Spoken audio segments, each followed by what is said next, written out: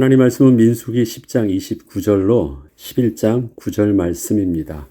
이스라엘 백성들이 비로소 진행되는 시작이 민수기 10장부터 나옵니다. 그 앞에는 시내산에서 여러 가지 준비했던 과정들이 계속되는 것이고, 실제적으로 이스라엘 백성들이 이동하는 시작은 10장부터 나오기 때문에 오늘 본문을 민수기 10장부터 시작하겠습니다. 그들이 여호와의 산을 떠나 산밀길을 갔을 때라는 제목으로 말씀을 묵상하고자 합니다. 이스라엘 백성들에게 성막이 완성되자 하나님의 영광의 구름이 성막을 덮었습니다. 그리고 하나님께서는 그 구름을 통하여 이스라엘 백성을 본격적으로 인도하기를 시작하셨습니다. 드디어 백성들은 가나안 정복을 위한 새로운 여정을 시작한 것입니다. 이렇게 진행을 시작하기까지 지난 1년간 하나님께서는 백성들에게 하나님의 백성답게 살 수 있게 하는 하나님의 법을 직접 주셨고, 하나님과 함께하며 하나님을 향한 제사와 친밀한 교제를 할 수 있게 하는 성막을 지을 수 있도록 구체적인 설명을 해주셔서 말씀하신 그대로 성막이 완성되게 하셨습니다. 그리고 백성들의 인구수를 계수하여 각 지파별로 군대를 위한 진영과 조직을 갖추기도 했습니다. 이처럼 이스라엘 백성들은 지난 1년 동안 시내산 밑에서 하나님의 말씀을 따라 모세를 통하여 별다른 이동이 없이 광야에서의 이동과 가나안 정복을 위하여 필요한 모든 것을 체계적으로 갖추고 난 후에 이동을 시작하게 된 것입니다. 민수기 10장 11절로 13절을 보면 둘째 해, 둘째 달, 스무 날에 구름이 증거의 성막에서 떠오르매 이스라엘 자손이 시내 광야에서 출발하여 자기 길을 가더니 바란 광야에 구름이 머무니라. 이와 같이 그들이 여호와께서 모세에게 명령하신 것을 따라 행진하기를 시작하였다라고 기록하고 있습니다. 둘째 해 하면 2년째 되는 해니까 시간상을 지난 것은 1년이 지난 것입니다. 이스라엘 백성들의 광야에서의 이동과 정착을 했던 지역을 보면 홍해를 건넌 후 약 2달 만에 시내산에 도착하여 그곳에 1년간 정착하며 있다가 가나안 정복을 위한 모든 준비를 마치게 되자 본격적인 이동이 시작되었습니다. 그 내용이 기록된 것이 장소적으로 보면 출애굽기와 레위기의 내용이 바로 1년간 시내산에서 있던 내용입니다. 바란 광야, 즉 가데스 바네아에 도착하기까지 1년간을 광야에서 진행과 멈춤을 반복하다가 바란 광야 곧 가데스 바네아에 도착을 하게 되었을 때 드디어 가나안 정복을 위한 정탐을 하였지만, 가나안의 상황과 자신들의 모습을 비교해 보다가 결국은 스스로 가나안 정복을 포기하게 되므로 그곳에서 37년 6개월을 살게 됩니다. 이것이 바로 민수기서의 내용입니다. 이스라엘 백성이 성막이 완성된 이후에 성막을 중심으로 이동과 멈춤을 반복하며 진행했던 기간은 실제적으로 1년밖에 되지 않습니다. 37년 6개월간은 가나안과 그리 멀지 않았던 바란 광야의 가데스 바네아에서 가나안 땅을 그저 바라보면서 광야 생활을, 정착된 광야 생활을 하였고, 마지막 가나안에 들어가기 전 가나안 동편 모압 평지에 잠시 있게 되었던 것입니다. 그래서 신명기에서 나오는 모세의 마지막 말은 가나안을 바로 직전에 눈앞에 두고 모압 평지에서 일어난 일들입니다. 그래서 이스라엘 백성들에게 중요한 그 이동의 그 장소로서 중요한 것은 시내산, 하나님의 시내산에서 율법과 성막을 완성했고, 그 다음에 가데스 바네아, 그러니까 바란 광야의 가데스 바네아 지역에서 12정탐꾼의 이야기가 나오고, 또 마지막에 모압 평지에서 모세의 마지막 말이 나옵니다. 이렇게 이스라엘 백성들의 이동은 굵직하게 그 지명으로 나옵니다. 그 가운데 역동적인 그 이동간에 있었던 일들은 민수기에서 1년간에 있었던 일들이고, 그 다음에 모압 평지에 가게 되면서 있었던 일들, 들어가기 직전에 요단 동편에서 모압 평지를 중심으로 있었던 일들 외에는 나머지는 다 정착되었었어요. 그 정착되었던 동안의 일들은 그렇게 많이 기록되어 있지 않습니다. 별다른 어떤 변화무쌍한 일들이 없었다는 거예요. 실질적인 건 자꾸 이동을 하니까 그 가운데 변수가 생겨서 원망과 불평과 어떤 것들이 생기지, 정착을 하고 있을 때는 안정화되면 그럴 일들이 별로 없는 거예요.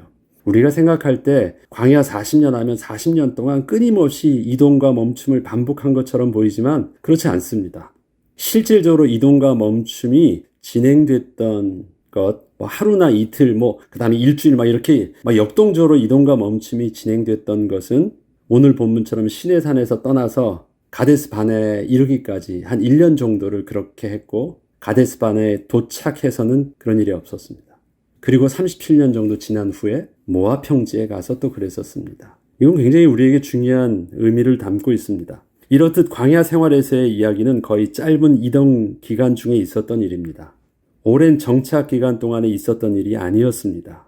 실제적으로 우리가 생각할 수 있었던 광야라는 곳에서 이동과 멈춤의 반복으로 인해서 겪게 될 새로운 환경의 적응, 외부의 적들과의 만남 등 다양한 불편과 불안의 요소들은 광야 40년 동안 매일 반복적으로 계속된 것이 아닙니다.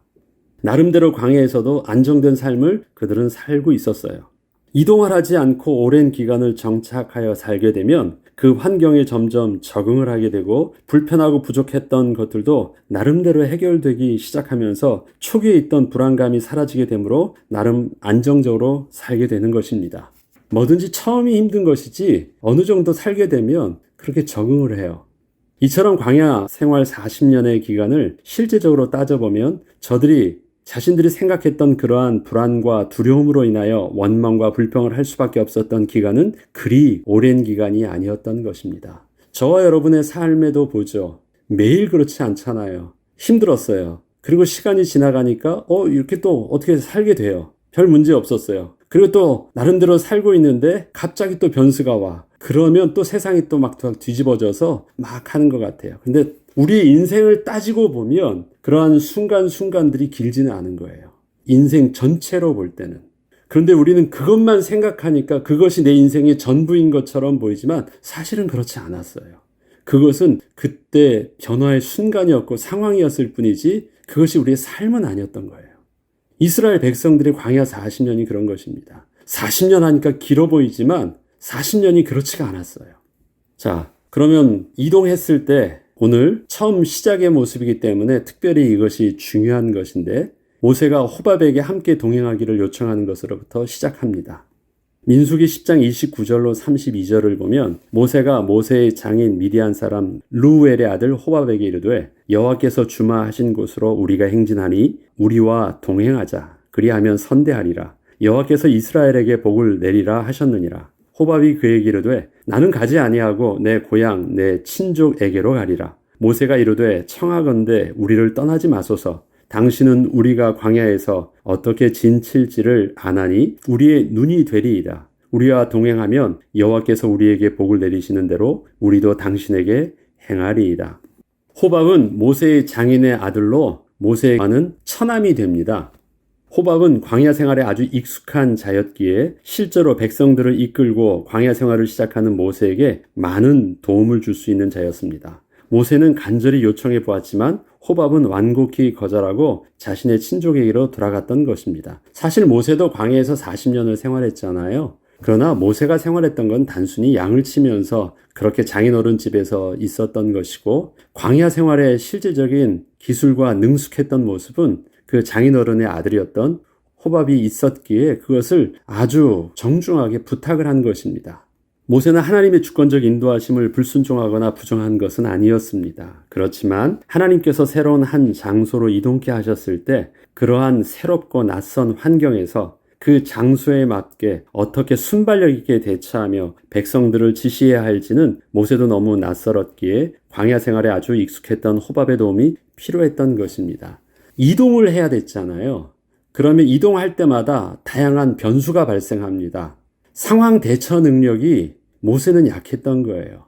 만약에 그냥 한 곳에 정착하는 거면 문제가 되지 않는 일들이지만 상황 대처 능력이 필요했을 때는 호밥만큼 잘한 사람이 없었던 거예요. 그래서 모세가 표현하는 말이 있잖아요. 당신이 우리의 눈이 되어달라. 호밥에게 보는 눈들은 뭔가 상황 속에서 지형을 볼 줄 알았고 그 상황 속에서 어떻게 백성들을 지시하고 지도할지를 그 상황에 맞게 할 줄 알았다라는 것입니다. 모세는 하나님의 인도하심을 받고 갈 때 그러한 호밥의 도움이 처음에는 간절하게 필요했던 것입니다. 결국 하나님께서는 호밥의 마음을 돌이켜 모세를 떠나게 하셨습니다. 원수진 것도 아니고 사이가 안 좋아진 것도 아닙니다. 완곡하게 호밥은 그때 자기의 친족에게로 돌아갔습니다. 그렇지만 하나님께서 새로운 한 장소로 이동케 하셨을 때 그러한 새롭고 낯선 환경에서 결국 하나님께서는 호밥의 마음을 돌이켜 모세를 떠나게 하셨고 모세 스스로가 하나님의 인도하심을 받아 감당케 하셨습니다. 모세는 이때 홀로 백성들을 인도하면서 마음에 있던 염려와 두려움을 자신의 기도의 내용이 이렇게 담았었습니다. 민수기 10장 33절로 36절에 보면 그들이 여호와의 산에서 떠나 3일 길을 갈 때에 여호와의 언약궤가 그 3일 길에 앞서가며 그들의 쉴 곳을 찾았고 그들의 진영을 떠날 때 낮에는 여호와의 구름이 그 위에 덮였었더라. 궤가 떠날 때에는 모세가 말하되 여호와여 일어나사 주의 대적들을 흩으시고 주를 미워하는 자가 주 앞에서 도망하게 하소서 하였고 궤가 쉴 때에는 말하되 여호와여 이스라엘 종족들에게로 돌아오소서 하였더라. 여호와의 언약궤는 이동 중에는 백성들 앞서 행하였고 멈추었을 때에는 진영의 한 중앙에 위치하였습니다. 이동 중에 여호와의 언약궤가 백성의 맨 앞에 선다는 것은 혹시 모를 갑작스러운 외부 적들의 공격에 쉽게 노출될 수밖에 없는 것이었기에 이스라엘 백성들에게 있어서 가장 중요한 언약궤를 이렇게 맨 앞에 두고 백성들이 따라간다는 것은 군대 운영의 상식으로는 절대 맞지 않는 것이었지만 모세는 하나님의 인도하심을 따라 광야를 이동해야 했기에 하나님의 인도하심을 받을 때 발생할 위험성에 대해서는 오직 하나님께 은혜를 구할 수밖에 없었던 것입니다. 상식적으로 맞지 않는 것이에요. 위험성에 노출될 수밖에 없는데 그렇게밖에 할 수 없는 것이었기 때문에 하나님 은혜를 구한 것입니다. 하나님 보호해 주세요. 하나님 막아주세요. 우리는 하나님의 인도하심을 받아야 되기 때문에 언약궤가 앞에 있어야 돼요. 그렇지만 사람들이 볼 때 그것은 너무너무 우리에게 있어서 핸디캡이 있는 부분이에요. 하나님의 백성이 하나님께 인도함을 받는다는 것이 그러한 그 위험성에 노출되는 것입니다. 사람들은 그렇게 안 해요. 사람들은 자기를 스스로 보호하기 위해서 가장 중요한 것을 감추고 가장 소중한 것을 절대 빼앗기지 않게 하지만 우리는 하나님께 은혜를 구하기 위해서 우리 연약함을 그냥 하나님 앞에서 드러내고 그 길을 가는 것입니다. 세상이 선택하지 않는 선택과 세상은 절대 취하지 않는 그 방법을 우리는 그렇게 말씀의 인도를 따라 가는 것입니다. 그리고 우리가 할 수 있는 기도는 뭐예요? 하나님 손에 맡기오니 하나님 도와주세요. 이것이 모세의 정직한 기도였고 또 유일한 기도의 제목이었습니다. 다음에 백성이 악한 말로 하나님을 원망하는 일이 드디어 발생합니다. 민수기 11장 1절로 3절을 보면 여호와께서 들으시기에 백성이 악한 말로 원망하며 여호와께서 들으시고 진노하사 여호와의 불을 그들 중에 붙여서 진영 끝을 사르게 하시매 백성이 모세에게 부르짖음으로 모세가 여호와께 기도하니 불이 꺼졌더라. 그 이름을 다베라라 불렀으니 이는 여호와의 불이 그들 중에 붙은 까닭이었더라. 백성들이 지금 원망하게 된 시점은 1년 동안 정착하며 살던 시내산을 떠난 지 딱 3일밖에 지나지 않았던 시점입니다. 그리고 이동을 했다고 해서 마실 물이 없게 되었거나 먹을 양식을 구할 수 없는 위기가 찾아와서 원망과 불평을 한 것이 아니었습니다. 아무런 문제가 없었어요. 저들은 그저 자신들이 시내산 밑에서 어느 정도 안정적으로 정착하며 살고 있었는데 기약도 없어 보이는 이동과 멈춤의 생활을 시작하게 된 것이 너무나도 싫었던 것이고 화가 난 것이었습니다.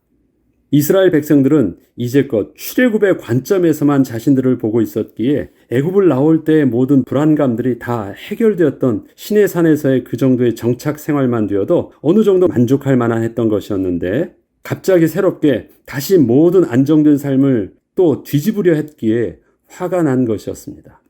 이렇듯 가나안 정복에 대한 정확한 방향성이 없던 저들에게는 그저 어디든 살 수 있도록 안정적으로 정착할 수 있기만 하면 되는 것이었습니다. 그것을 지금 자꾸 부정하고 새롭게 하려고 하니까 화가 나는 거예요. 그래서 저들이 원망을 시작합니다. 이스라엘의 원망은 단순히 불편해진 환경과 상황에 대한 짜증 정도가 아니었습니다. 저들의 말 속에는 자신들의 뜻대로 하지 못하게 하는 하나님에 대한 분노가 그들의 말 속에 담겨 있었기 때문입니다. 이스라엘 백성들은 이제껏 시내산에서의 정착이 하나님의 은혜 가운데 만나는 축복과 반석에 물이 터지게 하시는 축복을 통해서 그렇게 정착할 수 있었음을 잊고 어느 정도 시간이 지나고 나자 자신들이 그저 잘해서 그렇게 정착하고 살 수 있었다는 착각을 하고 있었습니다. 자신들은 그냥 가만히 두어도 스스로 알아서 잘할 수 있는 것처럼 생각했고 오히려 하나님이 자신들을 좌지우지하는 것을 더 이상 원치 않았던 것입니다. 하나님께서는 이러한 백성들의 원망을 들으시고 진노하셨습니다. 하나님의 진노는 여호와의 불의 모습으로 드러났습니다. 그동안 여호와의 불은 성막 위에서 그 모습은 보이나 타지 않는 모습으로 백성들과 진중에 함께하고 계셨었습니다. 불이 없었던 게 아니에요. 타지 않는 불로 진중에 있었어요. 불이 있었지만 타지 않았기 때문에 백성들이 그것을 그렇게 부담스러워하지 않았습니다. 두려워하지 않았어요. 별 문제가 없었으니까. 그런데 그것은 그냥 불처럼 보이는 모양인 줄만 알았는데, 무늬만 불인 줄 알았는데 그것은 진짜 불이 맞았습니다. 하나님께서 진노하셨을 때는 그 타지 않던 불이 실제적으로 백성들의 진영 끝에서부터 사르게 하사 백성들이 끄려고 해도 절대 꺼지지 않는 불로 나타내셨습니다. 갑자기 그 여호와의 불이 백성들의 진영 끝에서부터 불이 붙은 거예요. 자, 진영이 이렇게 둥그렇게 원을 두고 있는데 그 진영 끝에서부터 불이 붙었으면 어떻게 될까요? 이게 불이 안쪽으로 몰려드는 거예요. 이스라엘 백성들의 진영은 길게 하지 않습니다. 성막을 중심으로 동서남북에 세 지파씩 나누어 가지고 둥그렇게 짜고 있습니다. 그럼 진영 끝에서부터 불이 사라졌다면 그것이 어떻게 되는 거예요? 진영 안으로 불이 들어오는 것이잖아요. 텐트를 다 태우는 거니까. 그러면 전부 다 타 죽는 것입니다. 꼼짝없이 갇혀가지고 타 죽는 것이에요. 그런데 저들이 끌려고 해도 꺼지지 않습니다. 전에는 붙지도 않던 불이었는데 끌려고 해도 꺼지지 않는 여호와의 불이었어요. 저들이 급기야 다 죽게 됐으니까 여호와께 부르짖습니다. 그리고 모세에게 다시 찾아와서 당신이 하나님께 기도해서 좀 살려달라고 절박하게 이젠 다시 확 무릎 꿇게 되는 것입니다. 그때 모세가 여호와께 기도하고 불이 그때서야 꺼짐으로 백성들이 다 타 죽는 것을 이제 면하게 된 것이에요.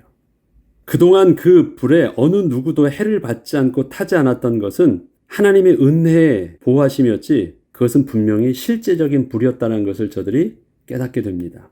우리도 때로는 하나님의 거룩하심을 잊고 하나님의 은혜를 통하여 우리가 보호하심을 받고 있기에 이렇게 살고 있음을 잊을 때가 있습니다. 사람들이 하는 말 중에 이런 말이 있죠. 호의가 계속되면 그것이 권리인 줄 안다는 말이 있습니다. 그동안 모든 것이 은혜를 입었던 것임을 잊고 오히려 당연한 것으로 여겨 안 주면 그렇게 안 되면 원망만 하게 된다는 것입니다. 이스라엘 백성들에게 있어서 이것은 호의 정도가 아니라 하나님의 값없는 다음없는 정말 크신 은혜였는데 이스라엘 백성들은 그것이 매일 반복되고 있자 그것이 더 이상 기적을 기적처럼 느끼지 않고 감사를 감사로 느끼지 못하고 감격을 감격으로 그게 품지 못했어요. 그리고 그것은 당연한 것으로 여기고 그 외의 것을 구하기 시작했던 것입니다. 결국 이스라엘 백성들은 여호와의 불이 얼마나 두려운 불이었는지 깨닫게 되었을 때 자신들의 원망을 멈추고 다시 모세 앞으로 나와 하나님의 도우심을 간절히 구하게 하므로 불이 꺼지게 되는 은혜를 다시 한번 맛보게 된 것입니다. 그들 중에 섞여 살던 다른 인종들이 또 탐욕을 품는 일들이 또한 그 안에서 드러나게 됩니다. 민수기 11장 4절로 6절을 보면 그들 중에 섞여 사는 다른 인종들이 탐욕을 품음에 이스라엘 자손도 다시 울며 이르되 누가 우리에게 고기를 주어 먹게 하랴. 우리가 애굽에 있을 때에는 값없이 생선과 오이와 참외와 부추와 파와 마늘들을 먹은 것이 생각나거늘 이제는 우리의 기력이 다하여 이 만나 외에는 보이는 것이 아무것도 없도다 하니 이제는 함부로 불만과 불평을 이렇게 할 수 없게 되니까 뭔가 나름대로 명분을 가지고 이유를 가지고 하나님 앞에 이제는 어필하려고 해요. 실제적으로 자기네들이 못 먹는 것에 대해서 어필하는 모습을 보면 맨 처음에 그냥 속에서 이유 없이 불만과 불평을 내는 것과는 좀 달라요. 이스라엘 백성들이 출애굽할 때에는 수많은 잡족들이 함께 하였다고 성경 출애굽기 12장 38절에는 기록하고 있습니다. 저들은 이스라엘 백성들 속에 섞여서 함께 어울리며 살고 있었지만 저들은 할례를 받고 이스라엘 백성으로 온전히 들어온 자들이 아니었습니다. 저들은 자신들의 형편상 이스라엘 백성들 속에서 그저 그렇게 살고는 있었지만 이스라엘의 하나님이 자신들의 하나님은 분명 아니었습니다. 이스라엘 백성 중에 섞여 살던 이방인들이 탐욕을 품었다는 것은 하나님이 광야에서 이스라엘 백성들에게 베푸신 일용할 양식의 은혜를 감사할 줄 모르고 더 큰 것을 원했다는 것을 말합니다. 백성들의 것을 훔치고자 욕심을 얻었다는 것이 아니라 그 분수에 모르는 욕심을 품었다라는 것이에요. 성경은 특별히 저들이 하나님이 주셨던 하늘 양식 만나에 대하여 품었던 저들의 불만에 대하여 탐욕을 품은 것으로 증거하고 있습니다. 광야에서는 지난날 애굽에서 먹던 야채와 고기를 먹을 수 없었기에 만나만으로는 너무 단순한 맛이라 질리고 고기를 먹었을 때의 기력이 나오질 않아 힘이 들다고 하면서 원망을 하자 그 내용을 듣고 있던 이스라엘 백성들도 자신의 마음에 저들의 탐욕이 들어가게 되었던 것입니다. 속에는 불만이 가득했는데 어떻게 한마디도 할 수 없는 그 상황에 꼭 눌려 있다가 명분이 생긴 거예요. 그래서 아무런 불만이 없었던, 늘 먹는 것을 그렇게 별 지장이 없었던 그 일에 대해서 중단 잡족들이 말했던 그 탐욕의 마음으로 하나님을 또다시 함께 원망하게 되었던 것입니다. 지금 이스라엘 백성들에게 일어났던 문제들을 보면 저들이 이동을 시작한 지 얼마 지나지 않았던 시점에서 일어나고 있던 일들이었습니다. 부족했지만 고기를 먹지 못했던 것도 아니었습니다. 저들에게는 가축이 있었기 때문이었습니다. 그 가축들은 제사를 위해서 아껴야 했지만 절기를 따라 먹을 수는 있었던 것들이었습니다. 저들이 지금 가축이 없는 게 아니에요. 많은 가축들을 가지고 나왔습니다. 그러나 그 가축들을 함부로 막 먹을 수 있는 건 아니죠. 제사를 위해서 반드시 필요한 것이었고 또 반드시 생활을 위해서 그것들은 보존돼야 됐기 때문에 절제하면서 먹어야 했던 것입니다.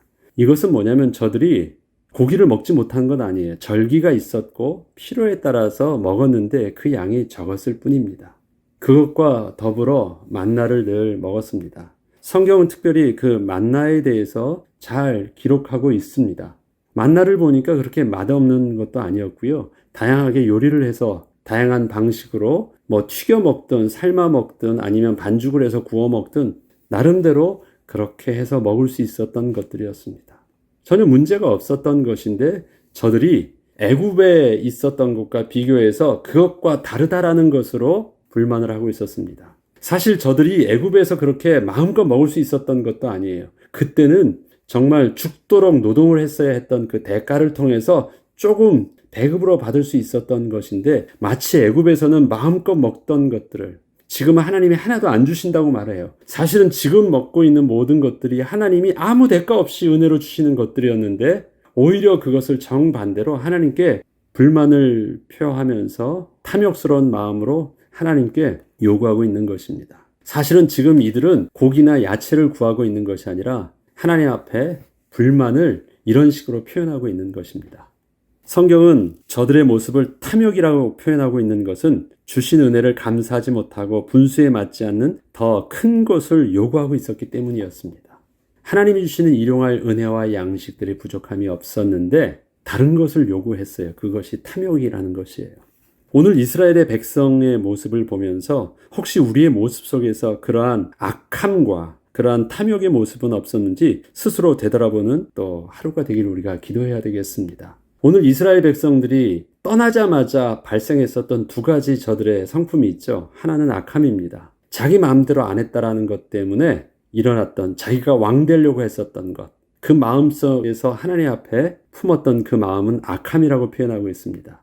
그리고 하나님께서 주신 그 은혜들을 온전히 만족하고 감사하지 못함으로 또 품게 된 또 다른 사단이 준 그 마음은 무엇입니까? 탐욕이에요. 일용할 은혜가 부족하지 않았음에도 불구하고 다른 것을 보았다라는 것입니다. 이 탐욕했던 그 마음과 똑같은 의미의 단어가 어디서 나옵니까? 선악과에서 나와요. 선악을 알게 하는 나무가 보기에 좋고 먹기에도 아름다운 나무였습니다. 그런데 선악과만 보기에 좋고 먹기에 아름다운 나무가 아니었어요. 동산에 있는 모든 나무가 보기에 좋고 먹기에 아름다운 나무였습니다. 그런데 사단이 선악과에 대한 그 마음을 품게 하자 그것만 다르게 본 것이에요. 다른 하나님이 주셨던 보기에 좋고 아름다운 것들에 대해서 만족함을 잃어버리고 오직 선악과를 못 먹게 됐다라는 그 사실로 하나님을 향한 원망과 불평과 탐욕스러운 마음을 가지게 돼서 눈이 어두워진 것입니다. 우리 삶에서 탐욕은 우리를 그렇게 눈을 어둡게 합니다. 내가 저것을 못 얻어서 불행한 것이 아니라 지금 내게 주셨던 모든 것들, 모든 것 속에서 일용할 은혜로 베풀어 주시는 하나님의 은혜를 내가 오늘 바라볼 수 없으면 우리들의 마음에 탐욕이 생기는 것입니다. 우리들의 영적인 눈과 마음이 어두워지는 것입니다. 그러면 어떻게 돼요? 망하는 것입니다. 이스라엘 백성들에게 하나님에 향한 원망하는 마음은 진중에 있던 하나님의 거룩하심을 훼손하게 됩니다. 그래서 하나님의 은혜 속에서의 그 은혜의 불이 그 거룩함을 훼손하는 순간 그 거룩함에 함께 할 수 없었던 우리의 모습과 같이 다 타 죽는 것입니다. 하나님의 은혜 때문에 은혜로 우리를 덮어주셨기 때문에 하나님의 거룩함 속에서도 우리가 생존할 수 있었던 것이지 내가 잘나서 그 불 앞에서도 내가 타 죽지 않은 것이 아니거든요. 근데 그러한 하나님의 은혜의 손길이 나는 은혜의 덮으심이 나는 필요 없다. 내 혼자 스스로 잘 살 수 있으니까 하나님 나에게 더 이상 간섭하지 마십시오. 하면 어떻게 되겠습니까? 망하는 것입니다. 근데 이스라엘 백성들이 3일 만에 그러한 일들을 하게 돼요. 이스라엘 백성들의 민수기에서의 시작입니다. 1년 동안 경험을 했는데 3일 만에 잃어버려요. 우리의 날들을 한번 잘 보죠. 주신 복을 세어볼 수 없으면 주실 복을 담기는커녕 그 속에 우리의 저주를 담게 되는 큰일 날 일들이 생각합니다. 그래서 한 해를 마칠 때 안 주신 것에 대한 그 간절함이 내게 탐욕스러운 마음과 나의 지금 그 아픔이 나의 악함인지 확인을 하고 주셨던 하나님의 은혜 가운데 감사를 회복하는 그 은혜가 우리에게 또 새로운 복으로 더 큰 복으로 인도받을 수 있는 은혜임을 또 여호와 하나님의 인도하심을 받을 수 있는 영적인 비밀임을 우리가 다시 알고 새로운 시작을 할 수 있도록 해야 되겠습니다. 기도하겠습니다. 하나님의 인도하심 속에 이스라엘 백성들이 반드시 잊지 않아야 되는 것은 하나님의 인도하심은 선하심이었다라는 것입니다. 그리고 하나님의 공급하심은 부족함이 없었다라는 것입니다. 그런 하나님의 선하심을 잊게 되었을 때 백성들의 마음은 악함만 가득 차게 됐고 백성들의 마음은 탐욕만 가득 차게 되었습니다. 오늘의 불행이 나의 악함과 나의 탐욕스러운 마음 속에서 일어나는 것이라면 하나님 성령의 불로 완전히 태워주시고 소멸하여 주시고 거룩하신 하나님 앞에 다시 변화된 모습으로 새롭게 서서 새로운 시작할 수 있도록 은혜를 내려주옵소서. 감사드리며 우리 주 예수 그리스도 이름으로 기도합니다.